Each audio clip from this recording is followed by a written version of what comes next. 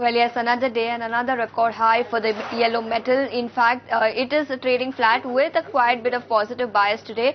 But remember, it ended nearly 1% higher in trade yesterday, and it has now crossed the $3,680 per ounce mark in the global market. It was gaining for the fourth straight week last week, and it ended nearly 1.5% higher. So that's the kind of move that we're seeing in the yellow metal market.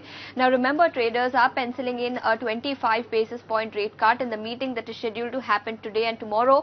The outcome is of which is expected later tomorrow. So all eyes are on that, but just not about the Federal Reserve's outcome tomorrow, but traders are penciling in many more rate cuts for the rest of this calendar year as well.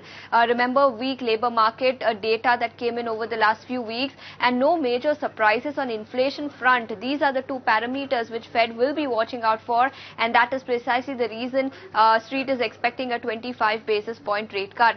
Now, apart from that, US dollar is also trading at the lowest level in the last 7 weeks. So these are primarily the reasons why gold continues to trade at record high levels. Let's also take a look at how gold has performed over the last few years. This year so far, gold has already shot up as much as 38%, following a 27% uptick that we had seen in calendar year 2024 and nearly 13% uptick in calendar year 2023.